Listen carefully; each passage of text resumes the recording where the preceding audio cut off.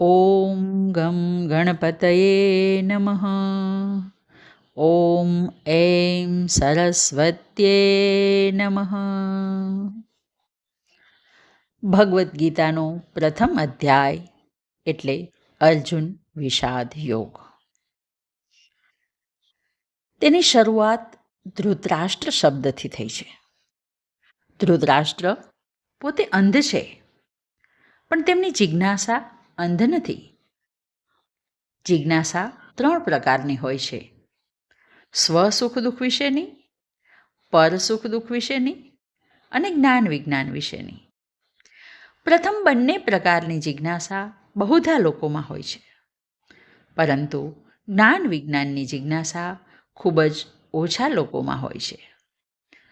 અહીં પણ ધૃતરાષ્ટ્રને પોતાના પરિવારના સુખને જાણવાની જ ઈચ્છા છે. તેથી તે સંજયને બોલાવીને કહે છે: ધૃતરાષ્ટ્ર ઉવાચ ધર્મક્ષેત્રે કુરુક્ષેત્રે સમવેતાયુયુત્સવ મામકા પાંડવાશ્ચૈવ કિમ કુર્વત સંજય. અહીં ગીતાના પ્રથમ શ્લોકનો પ્રથમ શબ્દ છે ધર્મક્ષેત્ર. જ્યાં રહેનારા મોટા ભાગના માણસો પુણ્યરત અને પાપમુક્ત જીવન જીવતા હોય તે પવિત્ર ભૂમિને ધર્મક્ષેત્ર કહે છે.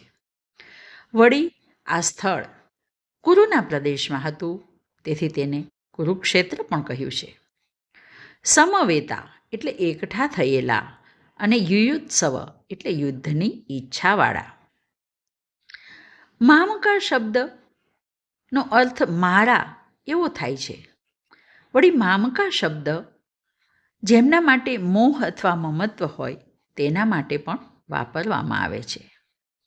અહીં ધૃતરાષ્ટ્ર ઘરના વડીલ છે, છતાં તેમના મનમાં મામકા પાંડવાશ્ચૈવ એટલે કે મારા અને પાંડુના પુત્રો એવો ભેદ છે.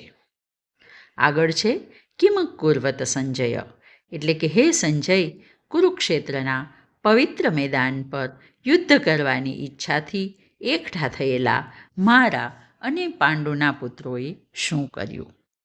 હવે તેના જવાબમાં સંજય કહે છે: સંજય ઉવાચ દૃષ્ટ્વા તુ પાંડવાનીકં વ્યુઢં દુર્યોધનસ્તદા આચાર્યમુપસંગમ્ય રાજા વચનમબ્રવીત.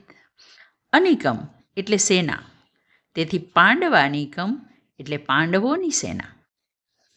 અહીં દુર્યોધનની દ્રષ્ટિ સામે ઊભેલી પાંડવોની સેના પર છે. કોઈ પણ યુદ્ધની હાર કે જીતનો આધાર સેનાની વ્યૂહાત્મક ગોઠવણી પર હોય છે. તેથી દુર્યોધનની નજર વ્યૂહમાં ગોઠવાયેલી પાંડવોની સેના પર છે અને એ આચાર્ય દ્રોણની પાસે જઈને આચાર્યમુપસંગમ્ય રાજા વચનમ અબ્રવીત વચનો કહે છે. અહીં રાજા શબ્દ દુર્યોધન માટે વપરાયો છે. સામાન્ય રીતે રાજા પાસે 3 ગુણોની અપેક્ષા હોય છે. રાજા પરાક્રમી હોવો જોઈએ, રાજા મુત્સદ્દી હોવો જોઈએ અને રાજા નીતિમત્તાવાળો હોવો જોઈએ. અહીં રાજા દુર્યોધન પરાક્રમી તો છે, પરંતુ મુત્સદ્દી નથી, નીતિવાન નથી. તેનામાં નીતિમત્તાના ગુણો જોવા મળતા નથી.